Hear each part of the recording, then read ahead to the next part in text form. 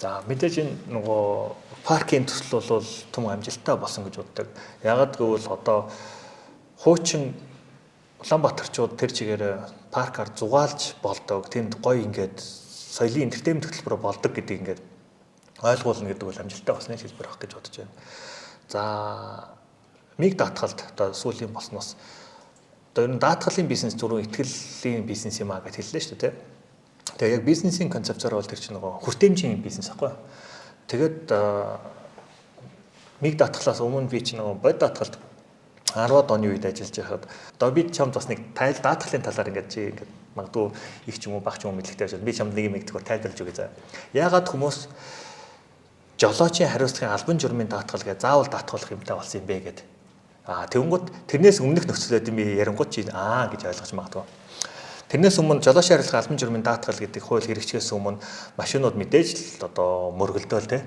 Тэгээд адгийн зарга 10 хоног гээд нөгөө хоёр мөргүүлсэн хоёр чинь юу яадаг гэсэн юм. Сар орчим машина барих боломжгүй бол.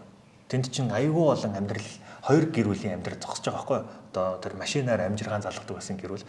Тэгээд тэнд бүр үнэхээр уучраа болохгүй шүүх тортол очдөг. Тэр нөгөө нөхцөл байдлыг арай хөнгөрүүлээд за даатгалын байгууллагад албан ёсоор даатгуулдаг болёо. Одоо чи тэрийг ингээд одоо энэ төрлийн байдалд харьцуулбал бид нар гудамж юмж байгаа хүний машин хохироочлоо. Тэгэхээр даатгалаа дуучаал тэгээд нэг хэд хоногийн дараа би машина бариад явж гин нөгөө мөнгө орчих шүү. За одоо би тогонгууд нь тэр үед за би чамайг одоо ингээд одоо хэдэн цаг саатуулж одоо тай чамд төвөг учраас нь дуучлаараа гэл ингээд болоо. Тэр үе чинь бүр төсөөлхийн аргагүй хүндрэл өчөдөг байсан байхгүй. Тэгээ энийг би тэр жолоочийн хариуцлагын даатгалыг гэдэг юмыг хүмүүс нөгөө хууль хэрэгжүүлэхэд тулд өөрөө маркетингийг хийхэд тулд нэг айгүй эвтэхнээр тайлбарлах хэрэгтэй байсан. Тэгээ би ингэж ойлгосон л доо.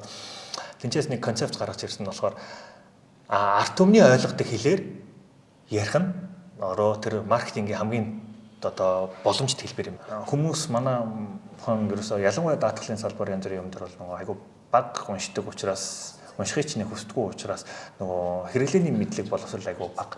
За тэрийг та нар ойлгохгүй байна, мэдэхгүй байна гэдэг хаас илүү бараг шууд хүүхдүүд рүү хандаад хэлчихсэн.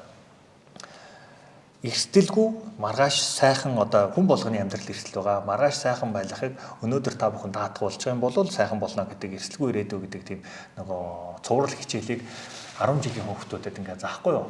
Тэгэхээр тэнд юу болж байгаа вэ гэхээр айл болгон одоо хүүхд нь очиод аава ядаж бүсэл идүүлээ эрсдэлгүй байцгаая тий. Аава одоо яадаг юм эрсдэл гэдэг бол айгуу дэми юм байна. Эрсдлээс идүүлээ хамгаалцгаая гэдэг тийм уриалгыг хүүхдүүдээр нь дамжуулаад хэлчихээр энэ бол даатгалын салбарын одоо чин 90 жилийн түүхтэй салбар шүү дээ. Түүний хамгийн тийм хүртээмжийг хүүхдүүдээр нь дамжуулж хийсэн амжилттай төсөл гэж хэлж байна.